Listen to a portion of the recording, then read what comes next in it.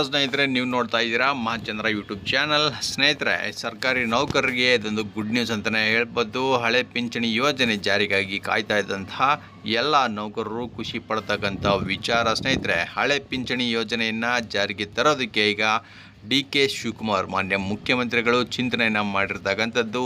ಸ್ನೇಹಿತರೆ, ಈ ಬಗ್ಗೆ ಒಂದು ಕಂಪ್ಲೀಟ್ ಡೀಟೇಲ್ಸ್ ನಾನು ನಿಮಗೆ ಈ ವಿಡಿಯೋನಲ್ಲಿ ತಿಳಿಸ್ಕೊಡ್ತಾ ಇದ್ದೀನಿ. ರಾಜ್ಯ ಸರ್ಕಾರಿ ನೌಕರರ ಹೋರಾಟ ಮತ್ತು ನೌಕರರ ಸಂಘದ ಹೋರಾಟ ಪ್ರತಿಫಲವಾಗಿ ಈಗ ಹಳೆ ಪಿಂಚಣಿ ಯೋಜನೆ ಜಾರಿಯಾಗ್ತಾ ಇದೆ.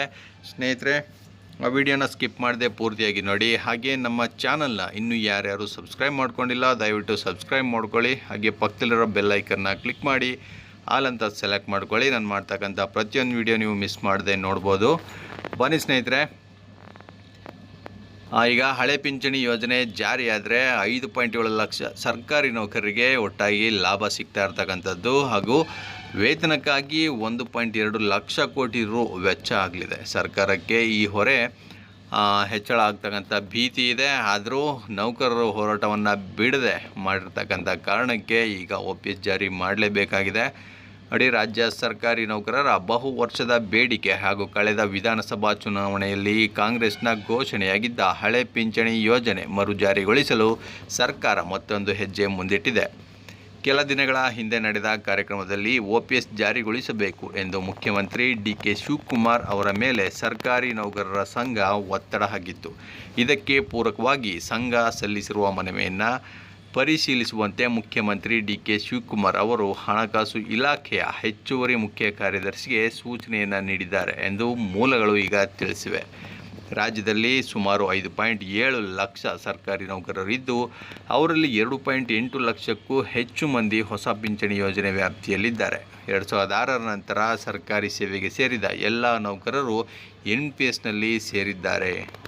ಪ್ರಸ್ತುತ ರಾಜ್ಯ ಸರ್ಕಾರ ಪ್ರತಿ ವರ್ಷ ಸರ್ಕಾರಿ ನೌಕರರ ವೇತನ ಮತ್ತು ಪಿಂಚಣಿಗಾಗಿ ಸುಮಾರು 1.2 ಲಕ್ಷ ಕೋಟಿ ರು ವೆಚ್ಚ ಮಾಡ್ತಾ ಇದೆ. ಹಳೆಯ ಪಿಂಚಣಿ ಯೋಜನೆ ಜಾರಿಯಾದರೆ ಸರ್ಕಾರದ ಮೇಲಿನ ಆರ್ಥಿಕ ಹೊರೆ ಇನ್ನಷ್ಟು ಹೆಚ್ಚಾಗುವ ಸಾಧ್ಯತೆ ಇದೆ. ಇದರ ಪರಿಣಾಮ ತಕ್ಷಣ ಕಾಣಿಸದಿದ್ದರೂ ಮುಂದಿನ ವರ್ಷಗಳಲ್ಲಿ ಹೆಚ್ಚಿನ ಸಂಖ್ಯೆಯ ನೌಕರರು ನಿವೃತ್ತಿಯಾದ ಬಳಿಕ ಹಣಕಾಸಿನ ಹೊರೆ ಹೆಚ್ಚುವ ಸಾಧ್ಯತೆ ಇದೆ ಎಂದು ಅಂದಾಜಿಸಲಾಗಿದೆ. ಸರ್ಕಾರಕ್ಕೆ ಏನು ಹೊರೆಯಾದರೆ ಏನು, ಟ್ಯಾಕ್ಸ್ನ ಕಟ್ತಾ ಇದ್ದೀವಿ. ಪ್ರೈವೇಟ್ ಟ್ಯಾಕ್ಸ್ ಬರುತ್ತೆ, ಗೌರ್ಮೆಂಟ್ ಟ್ಯಾಕ್ಸ್ ಬರುತ್ತೆ, ಎಲ್ಲ ಬರುತ್ತೆ. ಹಾಗಾಗಿ ನೌಕರರು ಕೂಡ ಅದಕ್ಕೆ ತಕ್ಕಂತೆ ಹೆಚ್ಚಿನ ಹೊರೆ ಇದ್ದರೂ ಕೂಡ ಕೆಲಸವನ್ನು ನಿರ್ವಹಿಸ್ತಾ ಇರ್ತಕ್ಕಂಥ ಸಂದರ್ಭ ಇದಾಗಿದೆ. ಹಾಗಾಗಿ ಸರ್ಕಾರ ರಿಸ್ಕ್ ತಗೊಳ್ಳೇಬೇಕು, OPS ಜಾರಿ ಮಾಡಲೇಬೇಕು. ಸ್ನೇಹಿತರೆ, ಇದಕ್ಕೆ ನೋಡಿ, ನಮ್ಮ ರಾಜ್ಯ ಸರ್ಕಾರಿ ನೌಕರರ ಸಂಘದ ಅಧ್ಯಕ್ಷರಾದಂತಹ CS ಷಡಾಕ್ಷರಿ ಅವರು ಏನು ಹೇಳ್ತಾರೆ ಅಂದರೆ, ಮುಖ್ಯಮಂತ್ರಿ ಡಿ.ಕೆ. ಶಿವಕುಮಾರ್ ಅವರು ಹಳೆ ಪಿಂಚಣಿ ಯೋಜನೆ ಮರು ಜಾರಿಗೆ ತರುವ ಭರವಸೆಯನ್ನು ನೀಡಿದ್ದಾರೆ.